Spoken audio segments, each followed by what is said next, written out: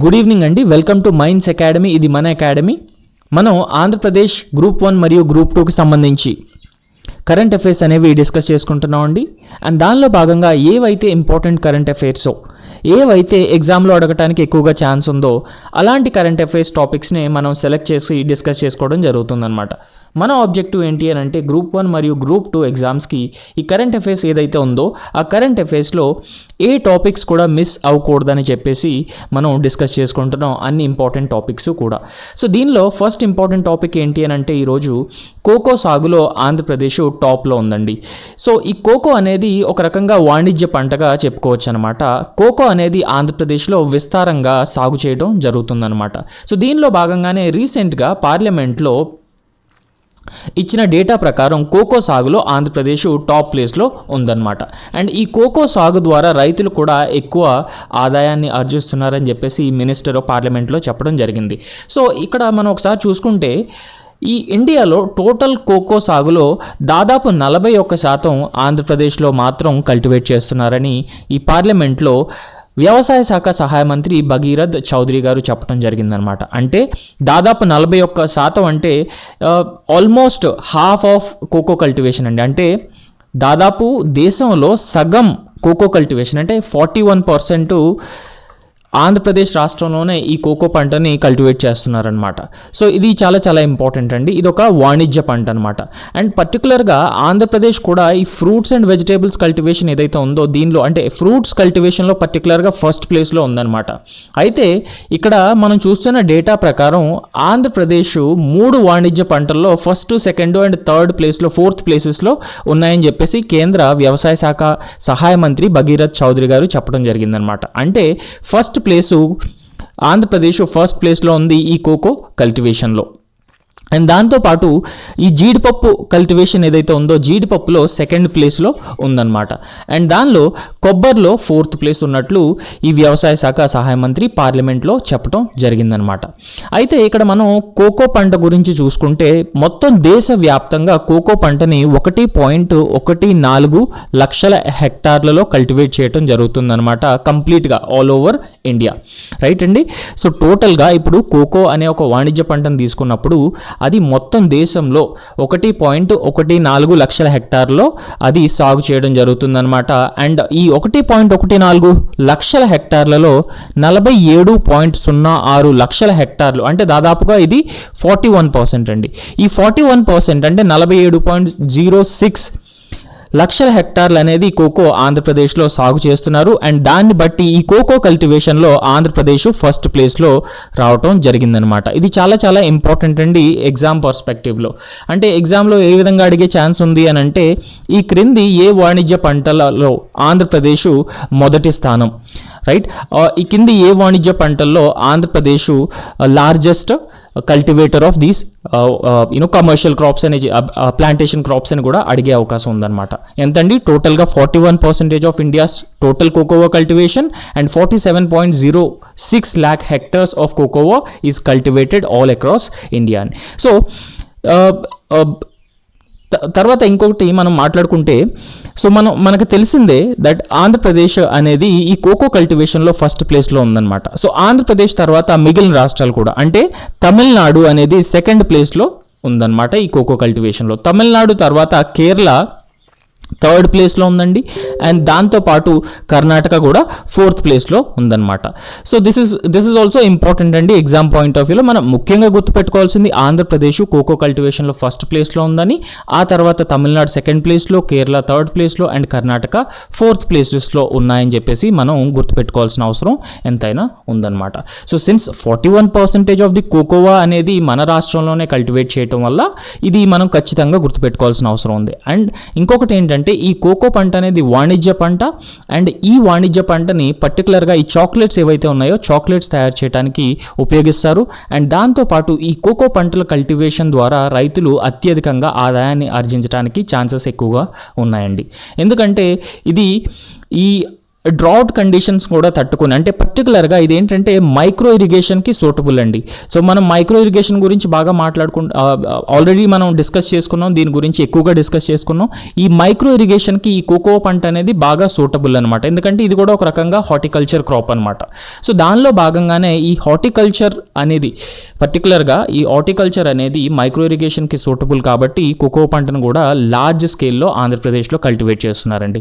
And రెండో issue ఏంటంటే ఈ జీడిపప్పు కల్టివేషన్లో, అంటే క్యాష్యూ క్రాప్ కల్టివేషన్.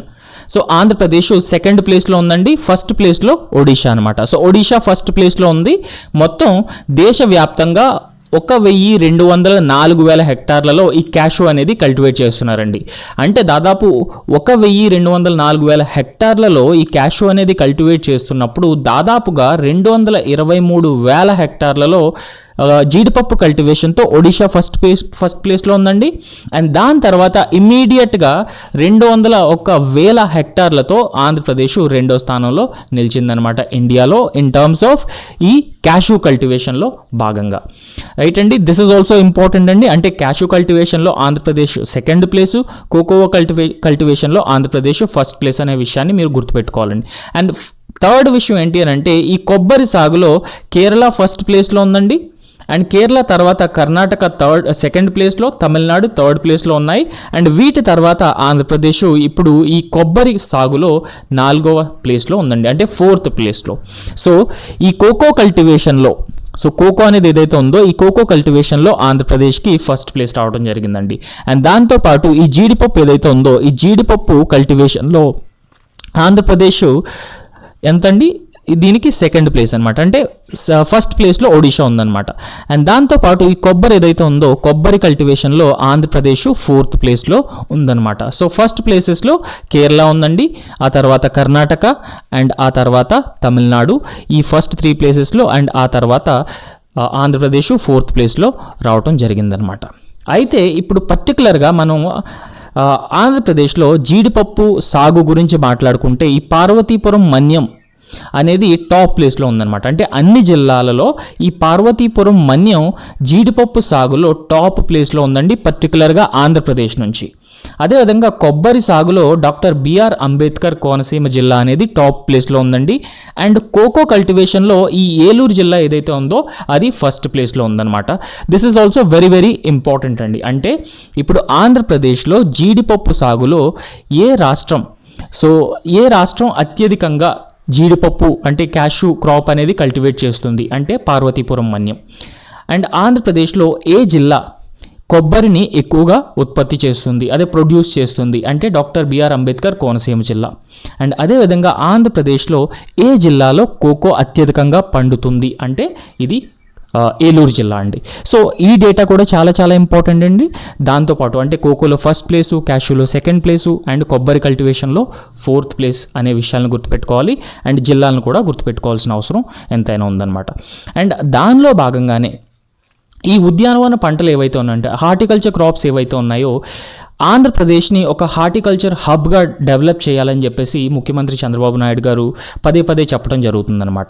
ఈ హార్టికల్చర్ క్రాప్స్ ఏవైతే ఉన్నాయో ఆ హార్టికల్చర్ క్రాప్స్ కొంచెం క్యాపిటల్ ఇంటెన్సివ్, కొంచెం ఇన్పుట్ ఇంటెన్సివ్ అయినా కూడా అవి ఎక్కువగా ఆదాయాన్ని తీసుకుని వచ్చే ఛాన్సెస్ ఉన్నాయండి రైతులకి. అంటే ఇప్పుడు కన్వెన్షనల్ క్రాప్స్తో మనం కంపేర్ చేసుకున్నా సరే ఈ హార్టికల్చర్ క్రాప్స్ ఏవైతే ఉన్నాయో అవి రైతులకి ఎక్కువగా ఆదాయాన్ని తీసుకుని వచ్చే క్రాప్స్ అనమాట. సో అందువల్ల ఆంధ్రప్రదేశ్ని ఒక హార్టికల్చర్ హబ్గా మార్చాలి అనే ఉద్దేశంతో ఎన్నో ప్రయత్నాలు జరుగుతున్నాయన్నమాట. దానిలో భాగంగా ఈ మైక్రో ఇరిగేషన్ కానీ కల్టివేషన్ ఆఫ్ ఫ్రూట్స్ అండ్ వెజిటేబుల్స్ని ఎంకరేజ్ చేయడం లాంటి స్కీమ్స్ కానీ సో ఇట్లాంటివన్నీ కూడా ఇంప్లిమెంట్ చేయడం జరుగుతుందన్నమాట. అయితే ఈ ఉద్యానవన పంటల అభివృద్ధికి కేంద్రం తరపు నుంచి ఫైనాన్షియల్ ఇయర్ 24-25లో 51.13 కోట్లు విడుదల చేయడం జరిగిందండి.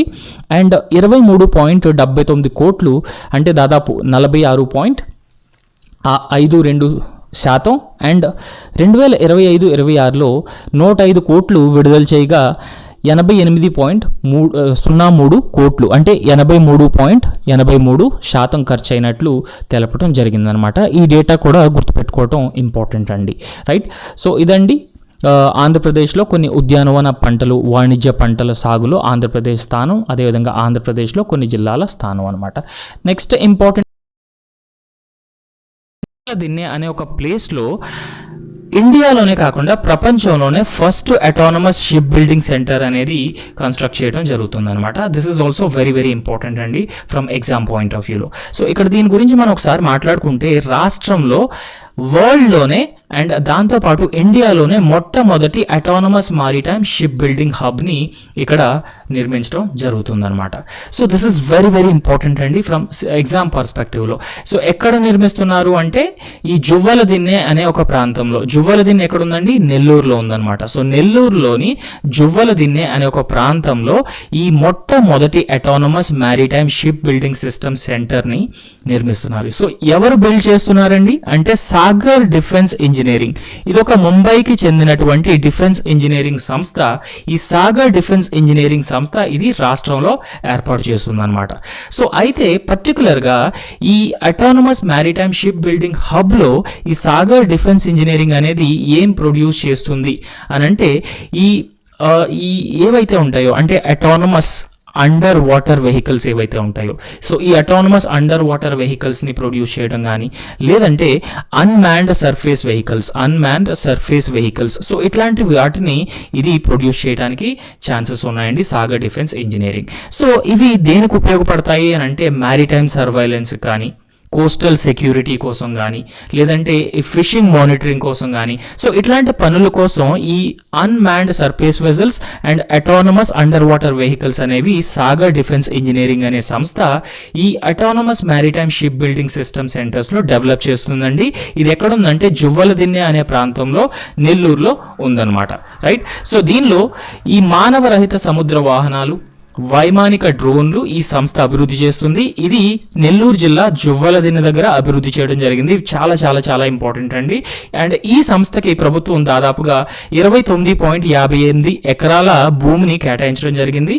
అండ్ ఇందులో రివర్ ఫ్రంట్ ల్యాండ్ అనేది 7.58 ఎకరాలు ఉందన్నమాట.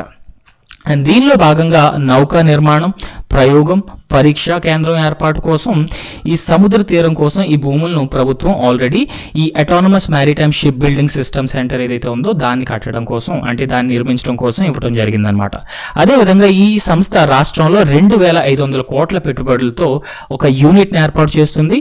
అండ్ ఈ యూనిట్లో పర్టికులర్గా కృత్రిమ మీద అంటే ఆర్టిఫిషియల్ ఇంటెలిజెన్స్ ఆధారంగా ఈ మానవ రహిత నీటి ఉపరితలం అంటే అన్మ్యాన్డ్ సర్ఫేస్ వెహికల్స్ ఏవైతే ఉన్నాయో అవి డెవలప్ చేస్తుంది.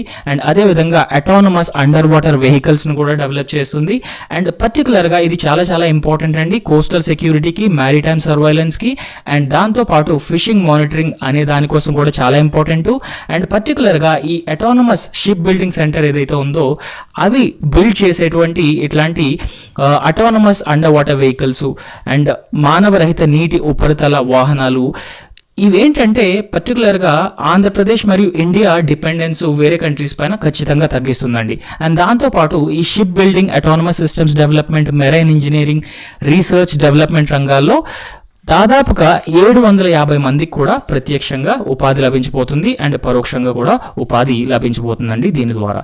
సో దట్స్ ఆల్ అండి. And thank you so much అండి. So please subscribe our YouTube channel and also like the video. Thank you.